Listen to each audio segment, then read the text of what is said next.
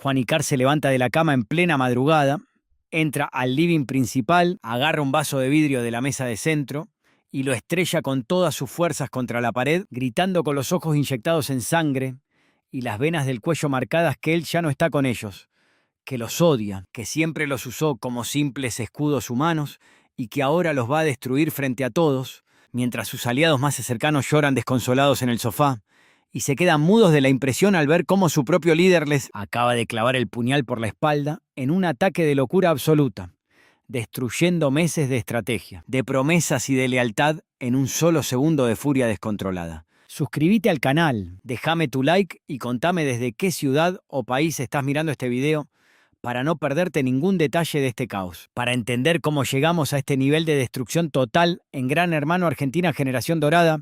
Tenemos que retroceder unas semanas y analizar desde el principio cómo se formó este grupo que parecía imbatible, cómo funcionaba su dinámica interna y cómo la ambición desmedida de un solo participante terminó condenándolos a todos a un fracaso estrepitoso que nadie pudo anticipar en sus peores pesadillas. Todo comenzó cuando Juan Icar, junto a un círculo muy cerrado de confidentes dentro de la casa, decidió que la única forma de sobrevivir en el reality más vigilado del país era unirse bajo un pacto inquebrantable que nadie, absolutamente nadie, podía romper bajo ninguna circunstancia. La idea original era sencilla pero letal para el resto de los participantes.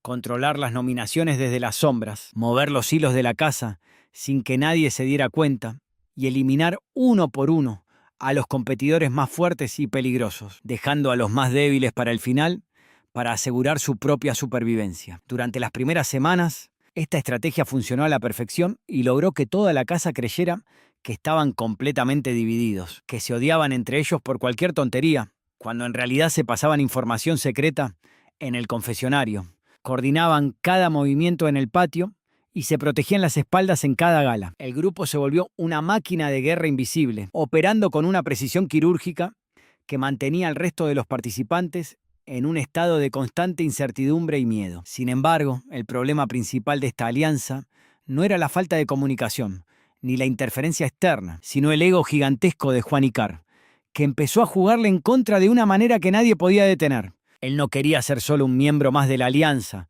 ni un simple engranaje de la máquina.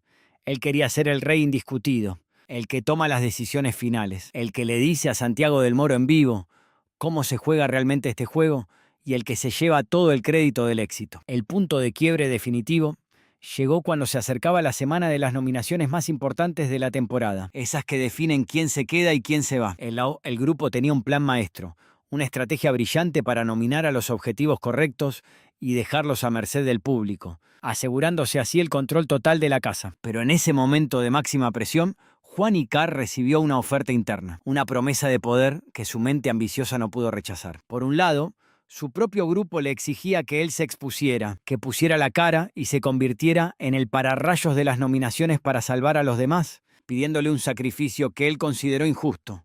Por otro lado, la paranoia y el miedo a ser eliminado los llevaron a pensar que la única forma de salvarse era traicionar a los suyos antes de que ellos lo traicionaran a él. Juan Icar, cegado por la soberbia, el miedo y la ambición, decidió que la lealtad era un concepto de perdedores y que en este juego solo importa llegar a la final como sea. Lo que nadie esperaba, ni siquiera los participantes más mal pensados o desconfiados de la casa, fue la forma tan violenta y escandalosa en que Juan Icar ejecutó su traición. No lo hizo de forma silenciosa, no lo hizo en la privacidad del confesionario, no lo hizo de manera estratégica. Lo hizo en el living, a los gritos, rompiendo el vaso contra la pared para asegurarse de que todas las cámaras captaran su furia, su locura y su traición. Les confesó a sus aliados, con una crueldad impresionante, que él había sido quien filtró sus secretos, que los había estado usando y que ahora los iba a entregar a todos en la próxima gala. La reacción de sus compañeros fue de devastación total,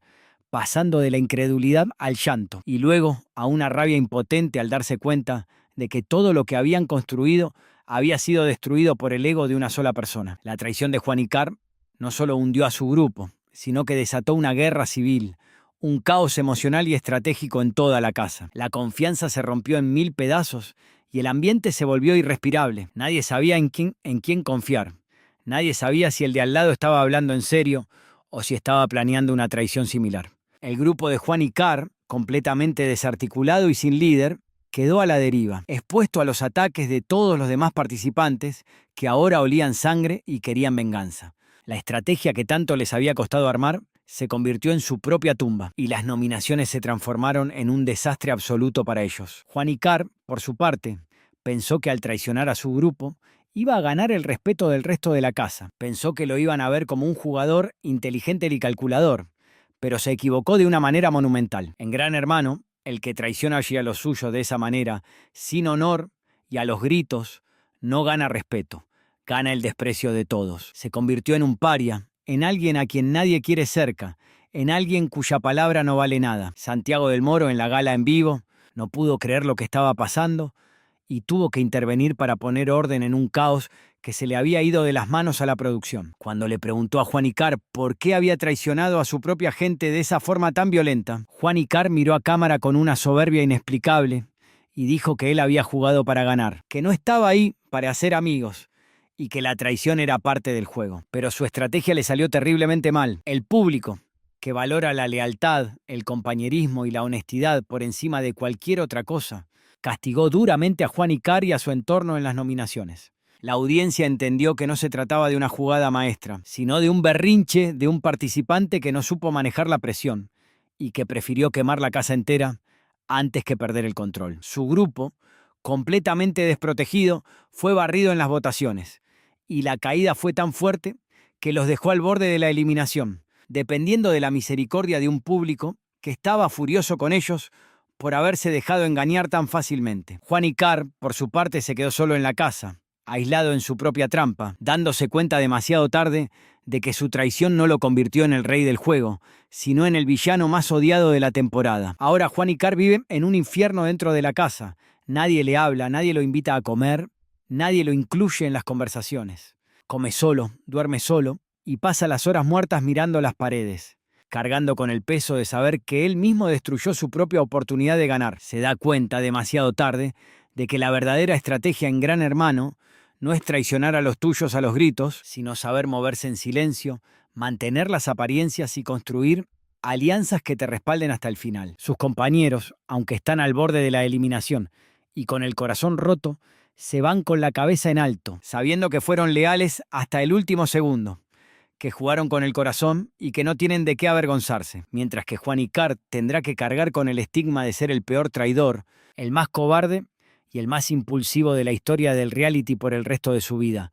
Una mancha que ningún premio le va a poder borrar. Personalmente, y hablando de tú a tú con ustedes, creo que Juan Icar cometió el error más grande de su vida al pensar que la traición escandalosa y violenta le iba a dar poder y control. En un reality show, y más aún en Gran Hermano Argentina, donde la pasión y el sentimiento están a flor de piel, el público perdona los errores, perdona las peleas, perdona los gritos, pero no perdona la falta de palabra, la cobardía y la traición a los amigos. Si hubiera traicionado a su grupo en silencio, moviendo los hilos en el confesionario y manteniendo las apariencias en el living, quizás, solo quizás, podría haber llegado lejos y haber sido visto como un gran estratega. Pero hacerlo a los gritos, tirando un vaso, humillando a sus compañeros y destruyendo todo a su paso, no fue una jugada maestra de ajedrez. Fue el berrinche de un chico que no supo manejar la presión, el miedo y su propio ego. Me da mucha pena por sus compañeros, por esas personas que entraron a la casa a jugar con el corazón, que confiaron ciegamente en él y que terminaron siendo usadas como escudos humanos para proteger a alguien que nunca los valoró. Creo que la lección de esta semana es clarísima, no solo para los participantes de la casa, sino para todos nosotros que miramos desde afuera. En la vida y en la casa de Gran Hermano, la honestidad y la lealtad siempre terminan ganando a largo plazo. Los traidores, los que buscan el atajo fácil y el golpe bajo, tarde o temprano se quedan solos, aislados en su propia soberbia, mirando cómo el resto sigue adelante sin ellos. La traición puede darte un momento de ventaja, pero la lealtad te da el respeto, y sin respeto, en este juego y en la vida, no sos absolutamente nadie. Seguí la página y comentá parte 2.